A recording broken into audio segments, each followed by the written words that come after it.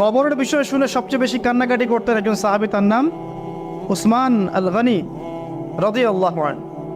অন্য কোনো বিষয় শুনে তিনি এত কান্নাকাটি করতেন না। এটাই হবে আমাদের জান্নাতের টুকরা অথবা জাহান্নামের গর্ত। আল্লাহ পাক সবার কবরকে জান্নাতুল ফিরদৌস বানায় দেখ। সূরা মুলক রাতের বেলা যারা তেলাওয়াত করবে ইনশাআল্লাহ তাআলা আল্লাহ পাক তাকে কবরের শাস্তি থেকে বাঁচাবে ইনশাআল্লাহ আযজা ওয়া জাল। সূরা ইয়াসিন আপনার কোরআনের মগজ, প্রাণ, হার্ট, এটা যখন পড়বেন আপনি বুঝতে পারবেন কেন এটাকে হার্ট বলা হয়েছে। সূরা বাকারা যে ঘরে পড়া হবে সেই ঘর থেকে শয়তান পালিয়ে চলে যাবে। আমরা তো বাড়ি করলে হুজুর ডেকে আনি, তাই না? ঝাড়ফুঁক করাই, বাড়ি বন্ধ করি, তাবিজ করি, কত কি করি না? মাশাআল্লাহ, আসল কাজ করি না। একটা জায়গায় উঠেছেন, বাসায় উঠেছেন, নতুন বাসা, সূরা বাকারা তেলাওয়াত করেন। ব্যবসা স্টার্ট করেছেন, ওখানে সূরা বাকারা প্লে করেন বা তেলাওয়াত করেন। সূরা বাকারা যেখানে তেলাওয়াত হবে বরকত আসবে এবং সেখান থেকে শয়তান পালিয়ে যাবে ইনশাআল্লাহ তাআলা। অনেক ফজিলত আছে। সূরা কাফিরুন, ওই যে বললাম 1999 জন মানুষ জাহান্নামে যাচ্ছে, তাদের আমলনামায় কোন পাপটা কমন ছিল জানেন? তাদের আমলনামায় কোন পাপটা থাকতে পারে বেশি? শিরকের পাপ। কারণ কি জানেন? আমি বলছি, সূরা নিসার মধ্যে আল্লাহ পাক বলেছেন, ইন্নাল্লাহা লা ইয়াগফিরু আন ইউশরাকা বিহি ওয়া ইয়াগফিরু মা দুনা যালিকা লিমান ইয়াশা। আল্লাহ পাক তার সাথে শিরকের গুনাহ মাফ করেন না, এছাড়া যে কোনো পাপ আল্লাহ যাকে ইচ্ছা মাফ করতে পারেন।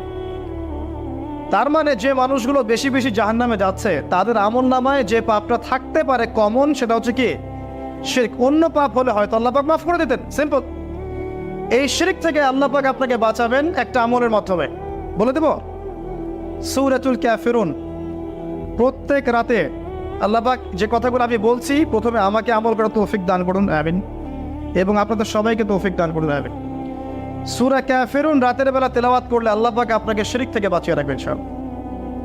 এছাড়াও আরো 3টা ছোট ছোট সূরা আছে, সূরা ফালাক, সূরা নাস, ইখলাস। সকাল সন্ধ্যায় 3 বার করে, ফজরের পর 3 বার, 3 বার, 3 বার, মাগরিবের পর 3 বার, 3 বার, 3 বার। এটা বিকেলেও করা যায়, আসরের পরেও করা যায়। আর ঘুমানোর সময় 3-3-3 করে হাত দুটো একত্রিত করে ফু দিয়ে সারা গায়ে মাসাহ করে ঘুমাতে হয়। এটা করলে দৃশ্য অদৃশ্যের ক্ষতিগুলো আপনাকে স্পর্শ করবে না ইনশাআল্লাহ। মানুষ ঘুমালে শয়তান ঘাড়ে 3টা গিট দেয়, মনে আছে হাদিসটা? মনে আছে?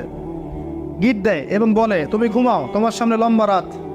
আবার গিট দেয়, তুমি ঘুমাও, তোমার সামনে লম্বা রাত। আবার গিট দিয়ে বলে, তুমি ঘুমাও, তোমার সামনে লম্বা রাত। যদি আপনি 3 বার মাসাহ করেন ইনশাআল্লাহ তাআলা দেখবেন সকালে উঠতে আপনার সুবিধা হচ্ছে, এনার্জি পাচ্ছেন, আপনার মতো জড়তা কাজ করবে না। আরেকটা কথা বলতে চাই, সূরা কাহফ, এটা বলে আমি অন্য পয়েন্টে যাচ্ছি।